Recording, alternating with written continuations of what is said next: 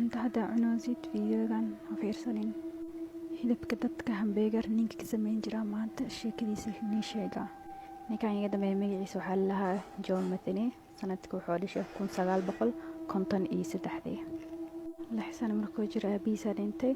Asiga wuxuu ku soo koray meelaha dadka lagu xanaaneeyo ama lagu haayo. 19 sano markuu jirayna wuxuu galay militariga ku biiray sida loo tababaro askar ahaan loogu tababaro. sanado badan tababarkaas uu ku jiray laakiin markii dambe waa la iska soo buriyay.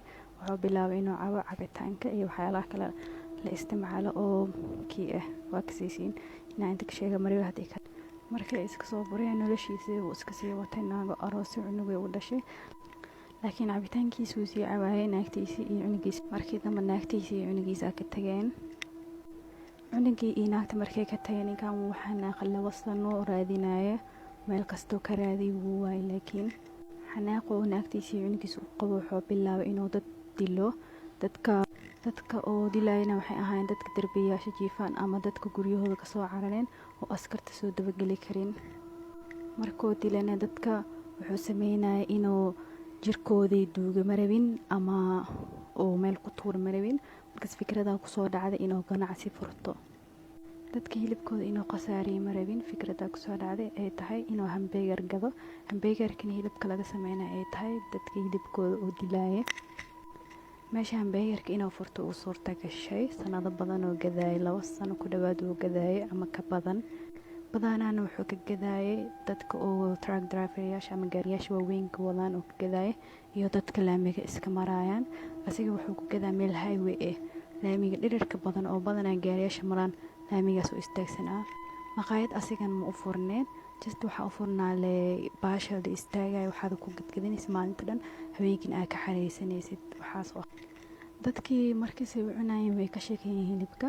askartay la xariireen. askartii markay la xariireen hilibkii la soo baro hamburgerka waxaa la ogaaday ninkan inuu dadka dilo. markuu dilana hilibkooda oo jarjaro oo hamburger ka sameeyo.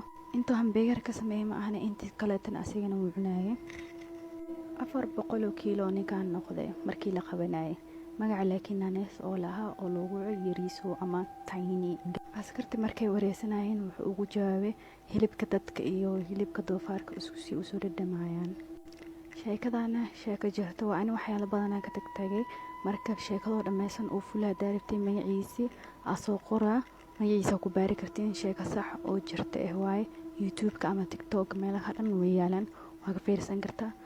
gabadhaani waxay alaab ka soo degsanaysay gaarigeeda. si lama filaan ayay waxay ku maqashay galaasada shanqar. markii ay fiirsana waxna waa ay ka weysay. iyadoo sidii alaab ula soo baxays ayaa hal mar waxaa la taabtay garabkeeda. waxa uuna ahaa ninkeeda. waxa uu la qaadayay alaabta. markii uu kor soo garay ninkii waxa uu ka maqlay musqusha shanqar intuu baday qabiiska ala furay. kadibna markuu uu galay cidna waa uu ka waayay. isagoo tubadii xiraaya ayaa si lama filaan cid la garanaynin ayaa waxay madaxiisa ku duuduubtay bac. waa ayna ku ceejiyeen ilaa ay ka dileen. waxa ayna ku soo xireen musqushii. markii iyadana sidoo kaleeta ay ka soo dawgashay gurigii waxa ay maqashay jikada oo ka soo bixaysa shanqar.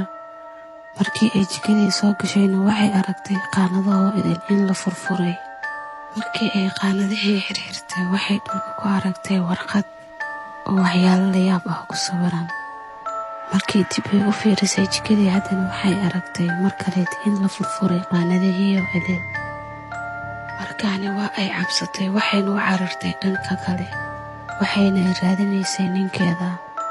iyadoo sidii u raadinaysa ayay waxay fiirisay musqushii. waxa ayna aragtay ninkeeda oo madaxa bac ugu duuduuban oo musqushii dhex jiifa. markii ay cabsatay ay soo baxdayna sidoo kaleeta iyadana cid la arkaynin ayaa ciinjisay ilaa ay ka dileen. kadibna gaarigooda waxaa ka xistay cid aan la arkaynin.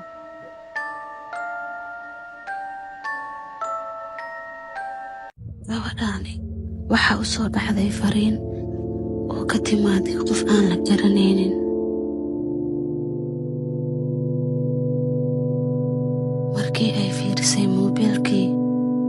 isku beddeshay nooc kaleeta waxayna ku qalashay taleefonkii iyadoo dhoola caddaynaysa weliba. waxaa qolka ka soo baxay ninkeeda. waa uu la hadlayay balse iyada ma aysan maqlaynin ilaa uu agteeda imaado. waxa uu taabtay garabkeeda laakiinse iyada miirkeeda ma joogo. waxa uu ka qaaday taleefonka kadibna si lama filaana waxaa soo noqday miirkeeda iyadoo isla yaabin weliba waxa ku dhacay. wuxuu ku yidhi ninkeeda wax aan rabo inaan aado safar, sidoo kale waxay tiri caafimaadka adigoo nabad qabta. waxa uu siiyey taleefonkeeda kadibna waa uu ka tagay. mar kaleeta waxaa u soo dhacday basqadii. waxa ayna noqotay sidii hore ay noqonaysay iyadoo dhoola caddaynaysa weliba. waxaa dhammaaday haweenkii waxaana beriyey waagii. welina waxa ay fiirinaysay taleefonkii ilaa uu ku damay. waa ay yaabtay. waxa ayna la yaabtay in ay meeshii weli ay fadhiso. waxa ay fiirsay taleefonkii waxayna ay gashatay dabkii. waxayna aaday dhanka jikada si ay shaax u soo samaysato. mar kaleeto waxa ay maqashay inuu taleefonkeeda bashqad ku soo dhacay. waxa ayna aaday dhanka iyo moobeelka. mar kaleeto waxa ay noqotay sidii markii ay bashqadii ay fiirisay. ilaa maalintii oo idil laga gaara haweenkii ilaa isbuucyo waxa ay fiirinaysay taleefonkii iyadoo aysan dareemaynin weliba. waxaa isbeddelay jismigeeda wasaq darteeda.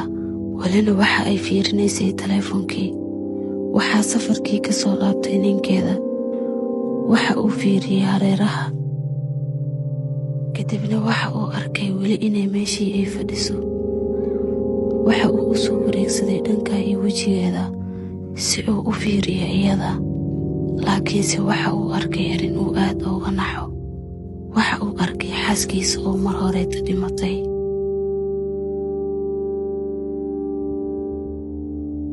wiilkaani isagoo hortaaya waxaa la daaray tiifiga. waa uu soo kacay. waxa uu la yaabay cidda daartay tiifiga.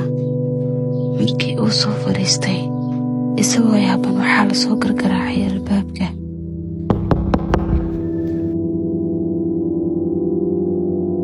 wuxuu codka ka xiray tiifigii.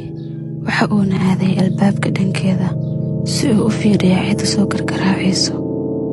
wuxuu duleelka ka arkay nin sii jeeda uuna soo aadiyey dhabarka. waa uu la yaabay run ahaantii. waxa uuna si tartiib ah u furay albaabkii laakiinse bannaanka cidna ma aysan joogin. markii uu soo xiray albaabkii waxaa mar kaleeta la soo gargaraacay iridii. markaani waxa uu ogaaday qofka uu duleelka ka arkayay inuu isaga yahay. dhaqdhaqaaq weliba uu sameeyana uu ka daba samaynayo. waxa uu bilaabay in uu ciyaaro. sidoo kaleeta qofka uu arkayana waa uu ka daba ciyaarayay si lama filaana. laakiin waxaa tagtay korontadii. markii ay soo laabatana waxa uu weeyey qofkii isagoo ekaa. markii uu soo jeestay waxa uu arkay ninkii ekaa inuu taagan yahay dhanka iyo tiifiga. uuna u taagan yahay siduu isagu u taagan yahay uuna samaynayo ficilka uu samaynayo. wuxuu isku dayay inuu si tartiiba albaabka u furo laakiinse sidoo kaleeta midka meesha taaganna waxa uu samaynayo isla ficilkii. waxa uu xukumayay jismigiisoo idil. waxa uuna u soo dhaqaajiyey dhankiisa.